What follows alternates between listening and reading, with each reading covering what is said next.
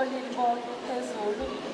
Ngezihlalo zabo ngibingelela omama ngezihlalo zabo bonke, ngibingelela abantu abasha egameni lenkosi yethu Jesu, amen.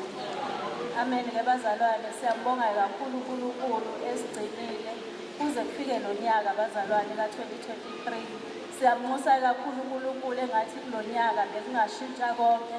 Isalalela izwi lapha kuBaba uNgcobo kuDeuteronomy 28 lapho elikhuluma khona ngezibusiso neziqalekiso. Amen bazalwane.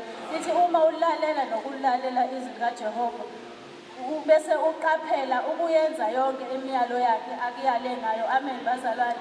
Engathi kulo nyaka ka-2023 besingaqaphela konke esikwenzayo, siqaphele ukuhamba kwethu singabazalwane, siqaphele nokukhuluma kwethu, indlela esikhuluma ngayo nabazalwane. uNkulunkulu asibusise. Amen.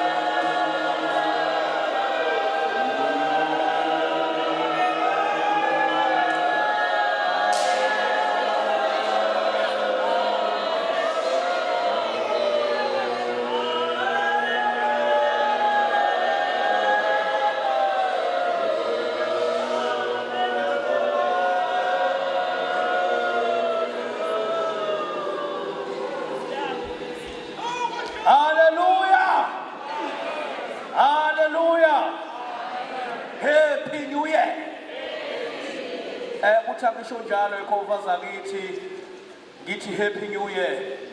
And kuyintokozo kimi ukunibona nisekhona. And angibeke kucace lokuthi bazalwane siyakhumbulana. Lensukwane ezimbalwa esisuke siqaqelene siyakhumbulana. Angibingelele ubuholi bonke. Ngicela ukungabusayi babiza ngezihlalo zabo. Kuzoba khona oyedwa engizokamizi athole limala.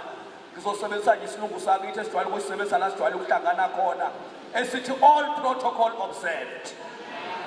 Ngifisa nje ukusoshwa amazwi ambalwa sihlalo nebandla. Kimina namhlanje umoya uthi akukhulume kakhulu nabasha. Ngifuna ukuthi nje ngizothi kunina abantu abami unyaka uqalwa 2023. Ngizokhuluma ngo5 new moves for a new year. Uthi kulonyaka omusha ozayo angizikuyichaza kodwa ngisithumelile ku social media la ngikhuluma khona ukuthi njoba kunyaka kwa 2023 kunezinto ezisihlanu ekufanele uzenze ukuze uphumelele. Ngisithumelile ke bazalwane ku WhatsApp group abayibhekayo bazibonile abanye. Kodwa ngifuna nje ukuthi ngithinte kancane ukuthi bantu abami 1 you must embrace new challenges. My good people, you must embrace new challenges.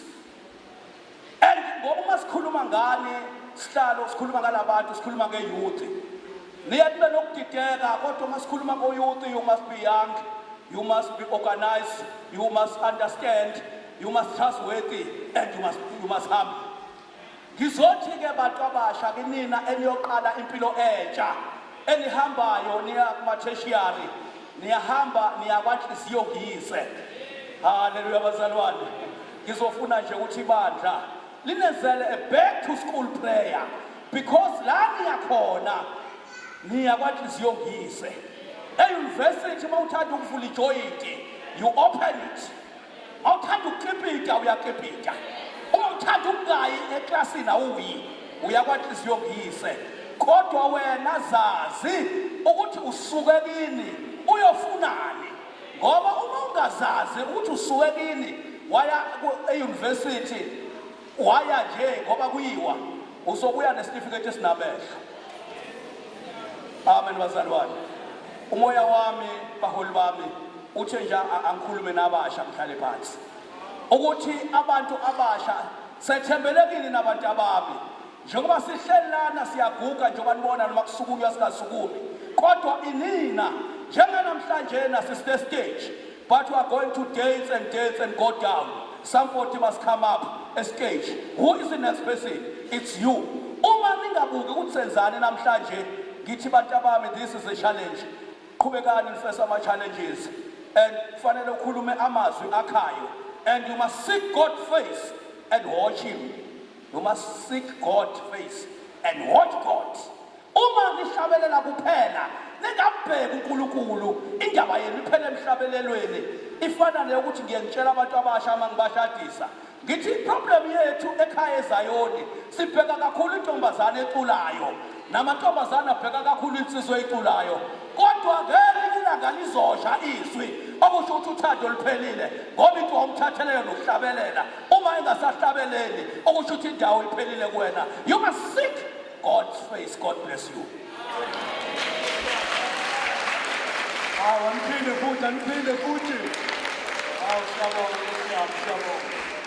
No, bazalwane ngiyacabanga ukuthi babuntazi bolobhala bethu kufanele siqhuqhuzeke lokuthi kuzozwakala khona. Lapha kwakunomhlalo wami owayeyiNazaretha. Manje njalo nje masifika lapha ekuseni e-office that masifika lapha akabe nesikhathi sokuthi nje athi asifake amashumi asihlambulule.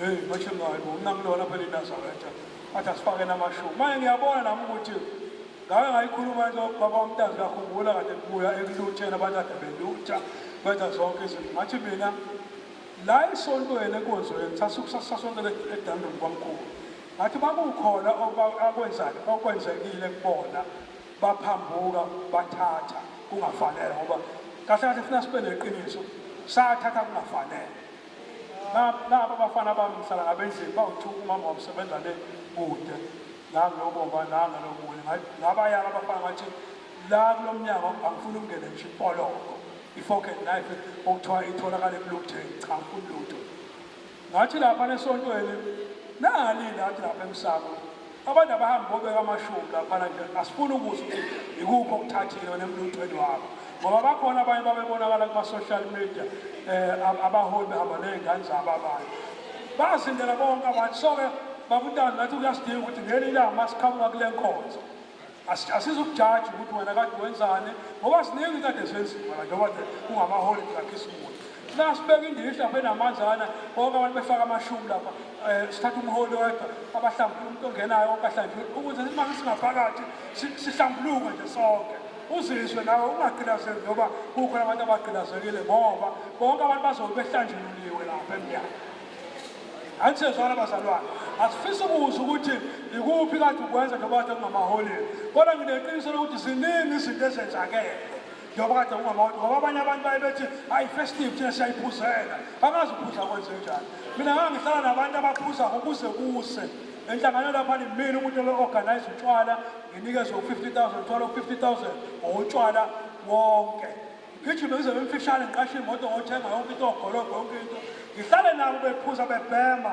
ngibeke nje mina lapha nje i-passion food nemonit yami ngiphuze kuze kuse wonke umuntu esho hayi mina ngifuna ibhodlela ethile kube yimi engiyovula ebhuthini golobha ababiza ngibanikele angaze ngize ngishaye nje isitifu esisodwa angisazi ukuthi singani isitifu so-ke bazalwane sengisholo ukuthi angazi ifestive ukuthi ifika nani kubantu ngoba abantu bathi hayi bekuyi-festive akwesitethela umama wethu umama uhlongo usihlale womama naye kube khona akushokhi ikakhulukazi ohlangothini lwesikhundla sakhe mhlawumbe bafowethu eze amen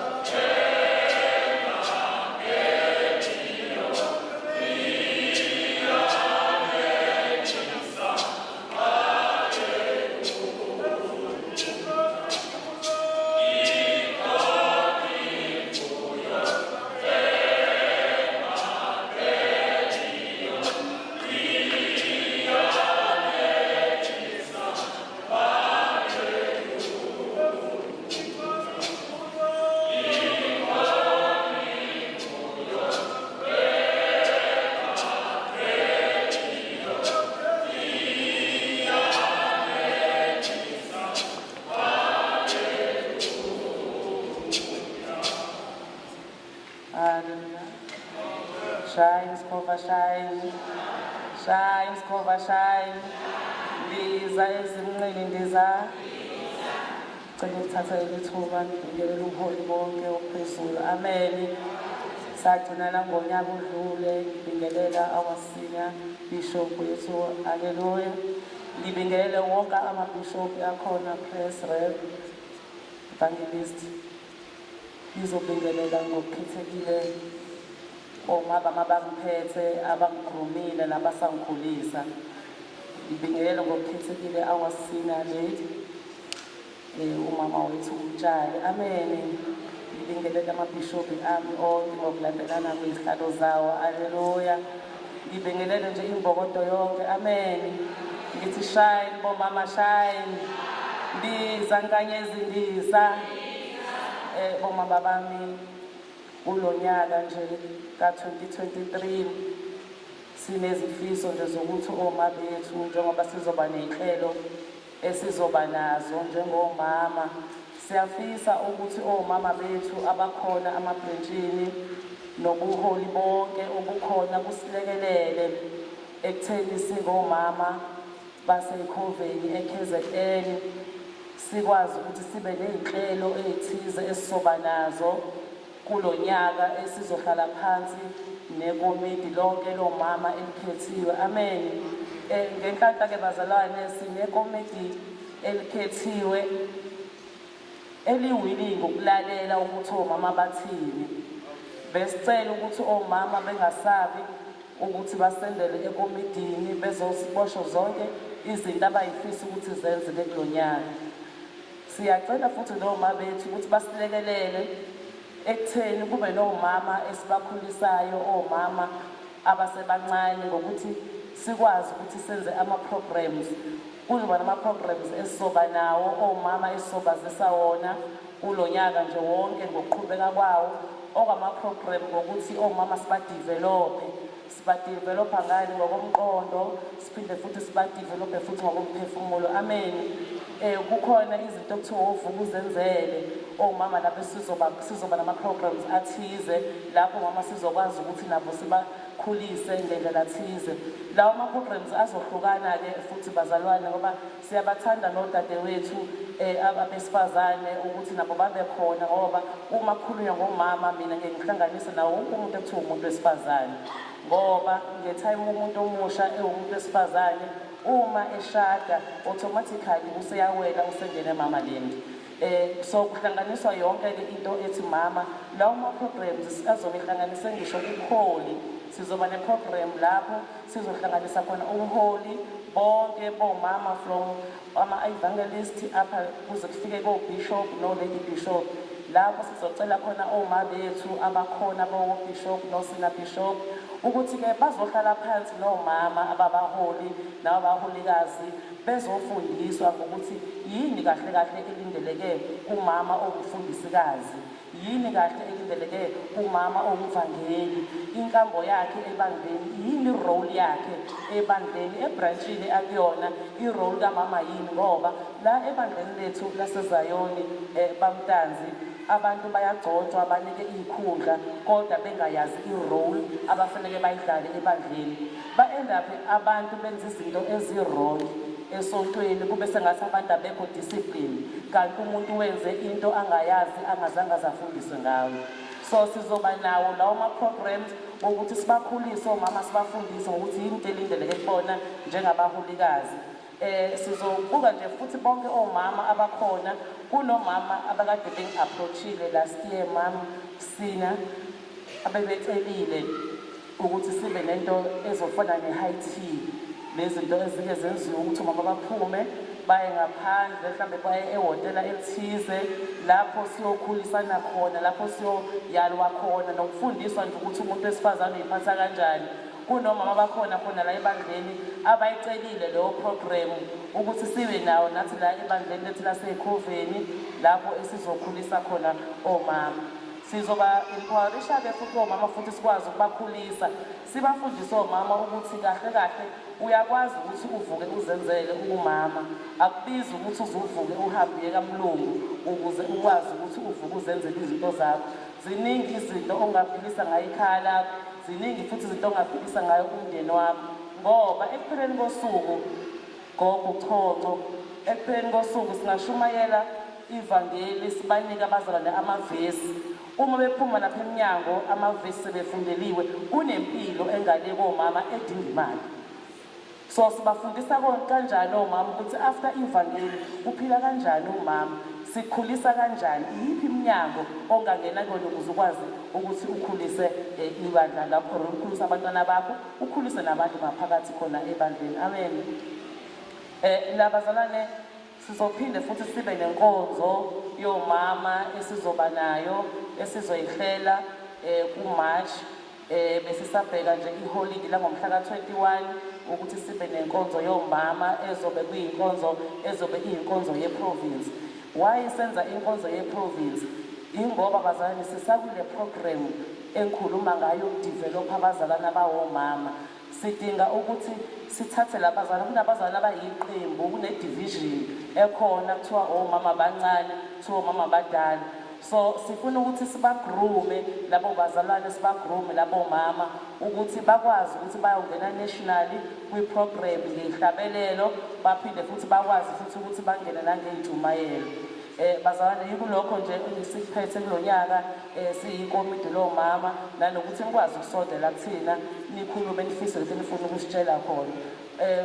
ubaba wethu usihlalo ubaba uThusi Sengiphetha uke wakhuluma indaba kaGoso engizocela ukuthi kumabhishopi nakuleli sina bhishopi nakubafundisi bonke esihlaleni phansi ke sibheke umama la emabhrentshini ewonke ukuthi umuphi umama esizomkhetha ukuthi alekelele uGosa wethu uma wethu umama uSithole ireason uma ngiye ngamvakashela ekhaya ngakhuluma naye ngokubheka i-age yakhe ukuthi ezinye izinto usebuyayithathe nangeguga manje siyamdinga kube sengathi uyaphoxa esontweni kanti akaphoxi i-age yakhe so siyamdinga lo mama ozomlekelela azomgruma yena ukuthi yini elindelekile ozophuma khona la kuthina sihlangene siwomama kulonyaka-ke ngiyabonga bomama bami sicela ukuthi sibambisane sike sadlulela okokugcina nje mholi sengivala sike sadlulelwa abazalwane sike sadlulela ubaba ngicabanga ukuthi uShezi ekuphileni sasodlulela ugogo oChili ngicabanga ukuthi ibranch esibusiso bengizocela omama bami uma beyiphethe imali noma envelope bayidlulisele kutrejara wethu umama uTshane uSisimano amen haleluya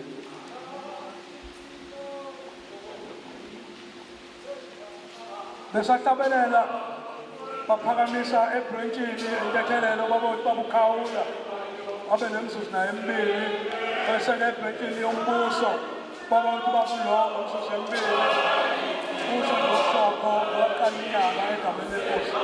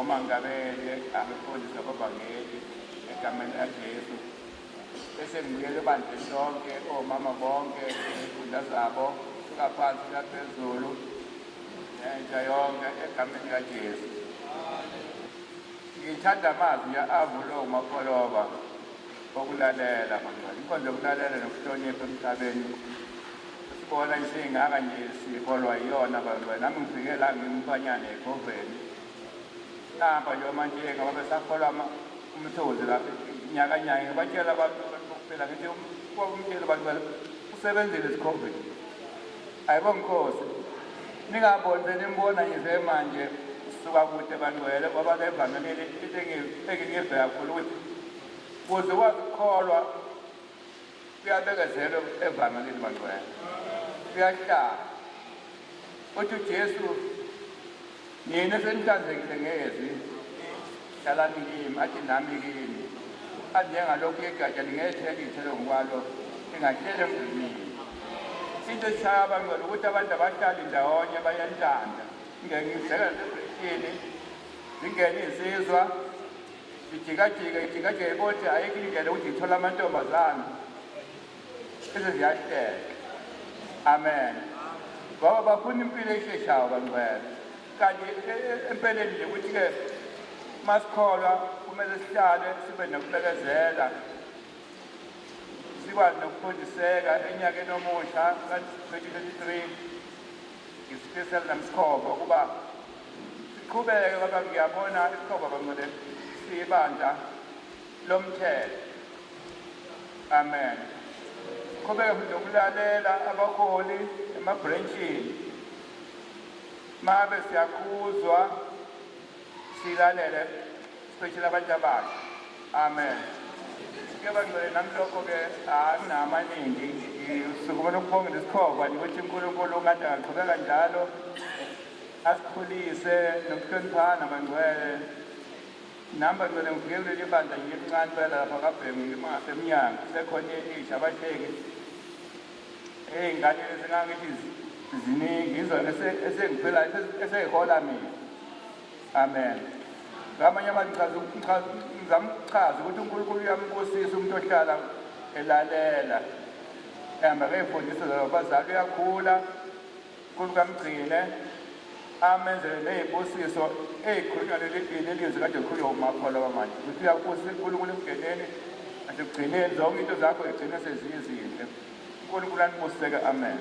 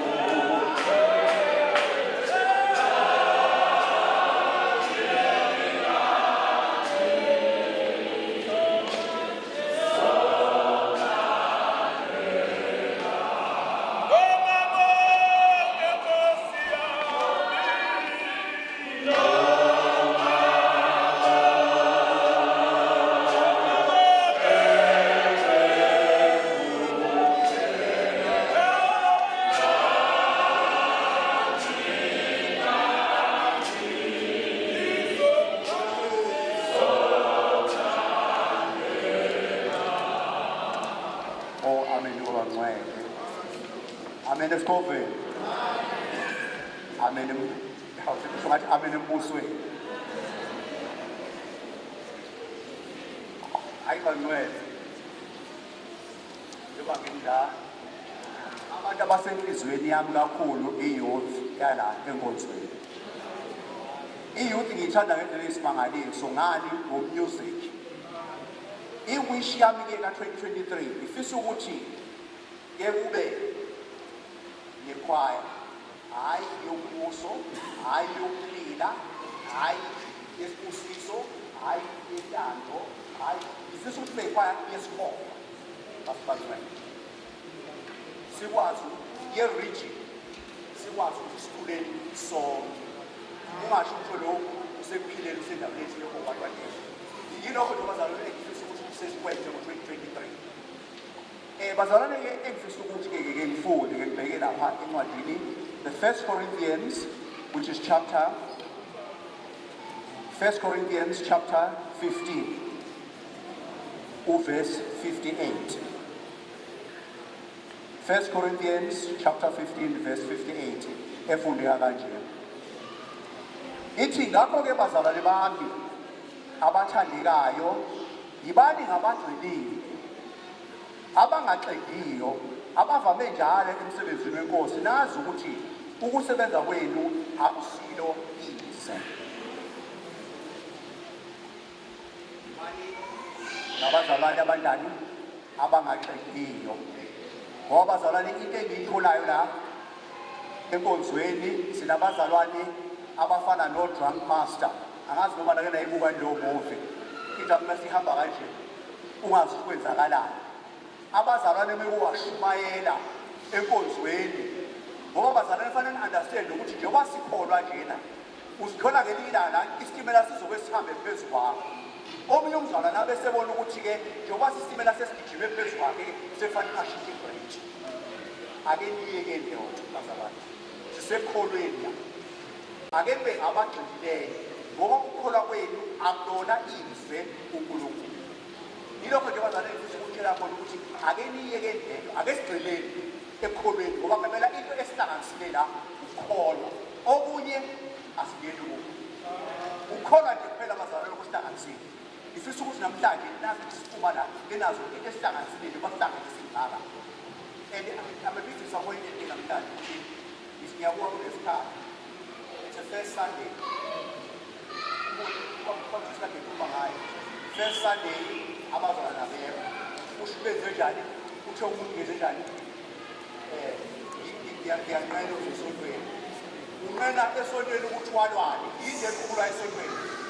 Nebazalwane. Yini eqhubulayo esontweni usithela ngiyanqena esontweni. Ngoba lukhona uJesu osiqhubulayo. Umuntu athi ngiyanqena esontweni ahlala athi ngiyanqena esontweni. Kodwa-ke mase kwenzeka izinto ekhalayo bese siba nenkinga bese funa abazalwane. Sike saba nayo inkinga abazalwane. Khona into esafisa ukuyenzeka la COVID. Ifisa ukuthi iyekwe le ndaba ukuthi uma kuDisemba uvale. Ake niyeke bazalwane. Sibe nenkinga la ebranchini yethu akuyavala. Ngoba lokho umzalwane. Yes, how many people abasukile la bayibani? Only 4. Uhambe only 4 of us zathi safuna ukuthi bathathe ngoyami, bathathe abantu, bathathe izami, bathathe abantu. Safu 4. Sayongalisa umzalwane. So ngifisa ukuthi-ke lento iyekwe ukuthi uvale. Angazi ke mangabe uvala isonto kusho ukuthi nokufa kafanele nje ukuthi akavale. Ithi gospel truth bazalwane ngeke sikususe ibida abantu. Ake niyeke indaba yokuvala ukuthi kuvalile. Ngoba kuzofa umuntu ekwabantu ngisendini. Umzalwane akasakwazi ukukhuluma. So benazi bazalwane ukuthi ukuhamba kwethu esihamba nekholweni akulona izwe uNkulunkulu. Kunomvuzo that you must understand. Phela ibazalwane lokho bekusuke ngikusho. Ngiba ngishilo ukuthi iyouth isensizweni yami. Ifisa ukuthi-ke kwenzeke lokho. Ndumiso ake nihlanganise. Bizo yalwazi udaba. Ake nihlanganisele. Nihlanganisele phela ihlangana. Esikhipha into eyodwa. uNkulunkulu wakubless ukuthi khona nathi sikwazi ukushaya ithemba. hayi thina siyayihamba abantu angashali umathini masubele kusekude kwentambama lokusiyibhaqa ithena ngicela please ke nihlanganise ngiyacela ake nihlanganise isipendile ke yonke ithi masesiyona kodwa bazothola isikhobo sase-KZN one city umshuko bafuna sibhale siyobhalisa akukho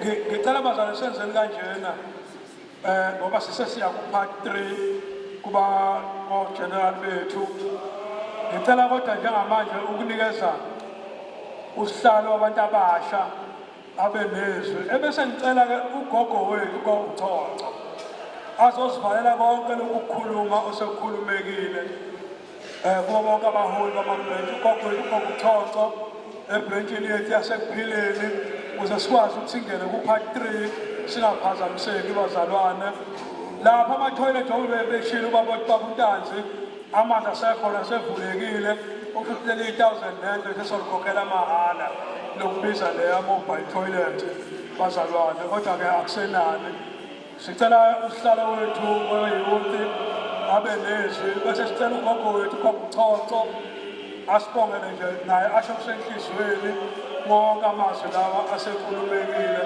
ozesihlalo wabo amen.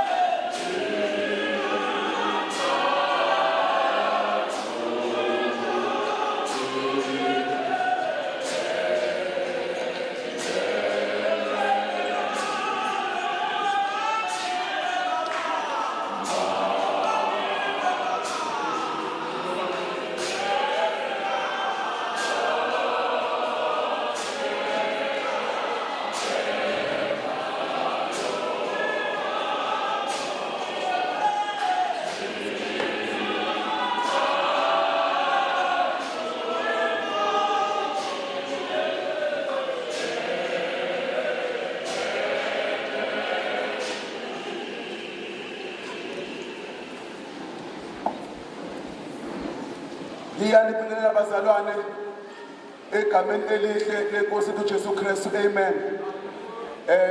Ngiyabingelela ubuholi bonke masinya, bingelela amabhishopi, omongameli, abefundisi, omama bakwabo egameni elihle lenkosi yethu Jesu Kristu. Amen. Professor ngiyakubingelela egameni elihle, Gabushe ngiyakubingelela dokotela babuhlabangane kwezemfundo zetheology. Ngiyalibingelela abaholi egameni elihle lenkosi yethu Jesu Kristu. Omama bonke abantu abasha ngiyabingelela egameni lenkosi Jesu Kristu. Amen. Ngizothi ke bazalwane siyani welcome ku 2023 bazalwane egameni elihle lenkosi yethu Jesu Kristu. Bese ngidlulisa umazwi okukhuthaza abantwana laba okuzophuma ama results aka matric ngomhla ka 19 noma ngomhla ka 18 ukuba bayongena kwamhlaba bazalwane. Nabangaphumelelanga siyacela ukuba bangayibulali ithuba lisasekhona bazalwane. Bese okunye mhlasimbe iyouth yethu baholi yaseKhovini eningi iyouth yethu ayisebenzi, ayibongwe inkosi. Uma ungabheka ogogo umkhize abasithungelayo laphana ingubo zesonto i-age sibashayile manje. Uma ungabheka omama umngadi abasithungelayo i-age iyabashaya, ogogo uzwane i-age iyabashaya manje. Siyakudinga ukuthi kube khona kubantu abasha abazoqhuba umsebenzi ukuthi bethungele ibandla mase siyabaxhasa. Ayibongwe inkosi ngoba imisebenzi ayisekho bazalwane. Mhlasimbe abanye bengabheka imisebenzi kaMlungu kanti umuntu akadalele ukuba ayosebenza kaMlungu. Ayibongwe inkosi. So umsebenzi owutholayo umusa ukudelela. Ayibongwe inkosi. Itimu yanamhlanje ithi bala izibusiso zakho ungasoli. Ayibongwe inkosi. La kunina abantu abasha kunomuntu ozoba nediploma kodwa umsebenzi azowusebenza uzosebenza umsebenzi wokushanela musukusola. Ayibongwe inkosi. La kunina kuzoba khona umuntu onedegree kodwa ozokwenza umsebenzi wokusebenza ekishini kodwa wena ezenjani na ungasoli. La kunina kunomuntu ozoba nento eziphezulu zamajazi, itifiketi ezizohlala phezulu kuze kube khona izintuli singasebenzi usebenza umsebenzi odelelekile kodwa ungasoli. Okugcina ke abantu laseKhovini njengoba unyaka suqala sibangaka kodwa ngeke siwuphethe sonke. Ayibongwe inkosi. Kodwa amazwi ebengifisa ukuthi ngiwadlulise ebandleni laseKhovini, ngiyacela ukuthi uma sekhona oyedwa wabahlobo bekhoselele asinqwabane bazalwane. Uma sekukhona nje noma ubani oselele kodwa ngiyacela bazalwane ukuthi asinqwabane bazalwane. Asingakhethi bafethu abasha, ngiyacela ukuthi uma sekukhona omhlobo nje noma ubani noma ukwenza kuphi asizame ukuhlanganisa ubandla bethu kube kunye. Amen. Sengiphethe nesihlalo ngiyacela ukuthi uma inkonzo isiphelile bengicela ukuthi izinsizwa nabantu abasha belekelele eqoqeni izitulo zime ngendlela efanele. Ngiyacela futhi ukuthi nehall lena sishiye i-right. Inkosi semusa. Amen.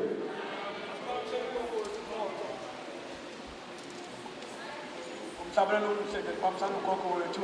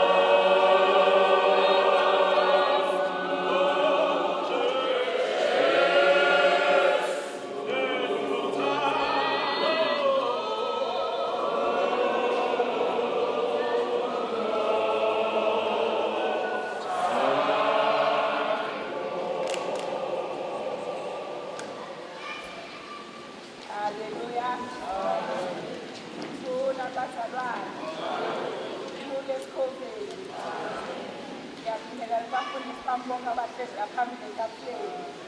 Ngiyabingelela ubuholi bami bonke emsamo yonke indlu, abasha, abomama, egameni elihle leNkosi Jesu. Ngiyabingelela ngokhulu ukuyithoba kunyaka omusha. Amen. Inhliziyo yami uma ngila kusakhululwa ithanda imbongo uNkulunkulu. Umusa ongaka esuphiwe wokuba siphinde sibonane. Bazalwane, njengoba sidla akekho iphathele impilo yakhe. Akekho onamandla okuziphilela. Umusa. Mawufunda incwadi ithi Isaya 9 ivesi ka-6 lithi ngakho siphiwe indodana sizalelwe umntwana ozoba umaluleki uNkulunkulu onamandla okuzoba uyinguna phakathi. Amen. Ngibonga kakhulu ekhulumeni konke osekhulunyiwe. Ngicela nje ngokuyithoba kubuholi bami uqala la. Ake ngibonge inkonzo esigcine ngayo kaNovemba. Haleluya. Ngingabe ngenza iphutha uma ngayibongi support kubaholi bami nebandla nabasha. Ngiyabonga ingane zami bahlabeleli bami Ndumiso nonke. Ngiyabonga lonke ibandla amantombazana bomama. Ngibonga kakhulu le nkonzo bazalwane nabaphathi bohlelo emsamo. Ngibonga inkonzo noma bengelokugcina izifo zonke ivelile kodwa ngithemba inkonzo yokugcina. Amen. Esibe nayo Izikhova sonke jikelele. Ngibonga support, ngibonga bekhona, ngibonga bengekho. Amen. Ngoba noma ubengekho kodwa inkonzo iqhubekile. Futhi ungabikho kwakhe nayo benokuyobe kumbambile. Amen. Ngiyabonga kakhulu bazalwane. Ngifisa phambi kwenu ukuhamba kahle. Ukuma kwami la ngicela ngingaphinda. Ngimi la ngithunyaka mawuqala okusenhlizweni yami. Ngicela inhlonipho. Inhlonipho. Inhlonipho. Inhlonipho. Inhlonipho. Inhlonipho. Inhlonipho iyona ewunyango. Noma ungafunda noma ngamajazi angamangaki kodwa uma ungahloniphi konke lokho uyizelele. Amen bazalwane. Noma ungafunda ube namajazi awu-20 kodwa uma ungahloniphi konke lokho uyizelele. Bazalwane, angisho ibandla lonke nami ngizibala uqobo lami. Balekile inhlonipho bazalwane. Ukuhloniphana nokuthi ngikulalele noma uyingane emini ukuthi uthini. Ngiphendule ngendlela ofanele ngiphendule ngayo. Isenhlonipheni bazalwane. Okwesibili ngila uthi umkhuleko omkhulu usicolela amacala njengoba nathi sibacolele. Ngiseqoleleni, ngisentetheleleni, nami ngiyayibala bazalwane.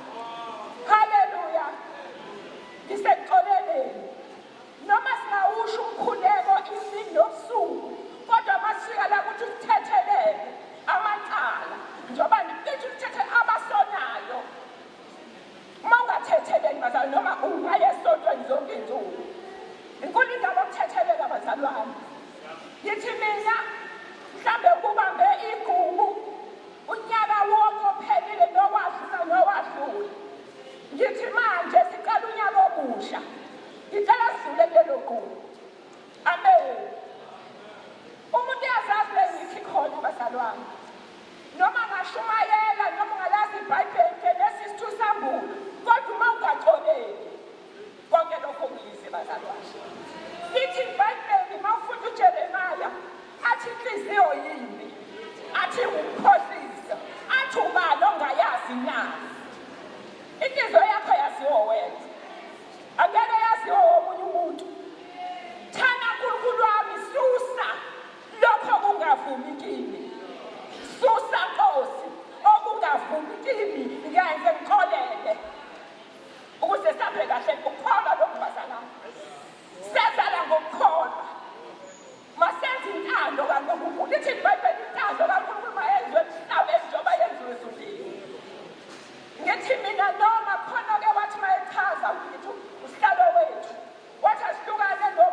uphiwe noba ngaphiwanga. Siyakholwa bazana engasebenzi ukuthi uphiwa ngiphiwe. Asixolelane. uJesu ke wabaxolela esesiphambanweni lena. Bemkhanda ngamatshe ngonanga kodwa wabaxolela.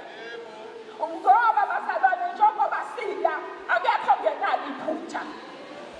Akekho noyedwa ongenalo iphutha. Lenzekile iphutha. Ngona nawe wona asixolelane. Bazalwane asixolelane. Ngiphezu kokuxolelana. Ngoba indaba enkulu masiye enkonzweni ayenzeki inkonzo siyivule sithi baba wethu osezulwini mahlonishwe igama lakho bese sithi usixolele. Njengoba nathi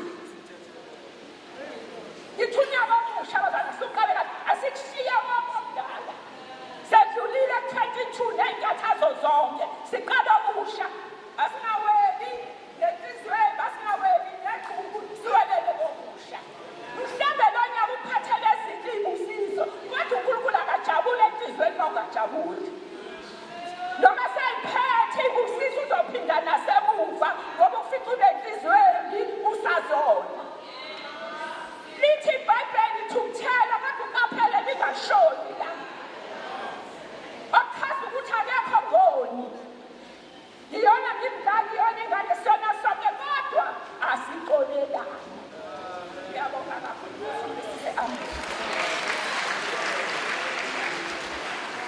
Siyabonga kakhulu kugogo wethu osegoqile lolu hlelo lolu luka part 2. Sixolisa kakhulu ke bazalwane ukuthi sidonse kakhulu. Kuphela makusuke kuyi-first Sunday sisuke sidinga ukuthi bonke abaholi abangamalida sizwe uvo lwabo. Ngixolisa kakhulu ke ebuholini bami kwi-branch nami engaphansi kwayo namabhishobhu akhona. Ngibona ukuthi ungcono ngiqhamuke khona ukuze mhlawumbe kungabe sekusolwa kakhulu. Ngicela ke bazalwane ukuthi abafowethu besawumisele lapha. Ngibonge kakhulu ukuhamba kwalolu hlelo luka part 2. Ngicela ke bomama umama wenu usihlalo njengoba esekhulumile.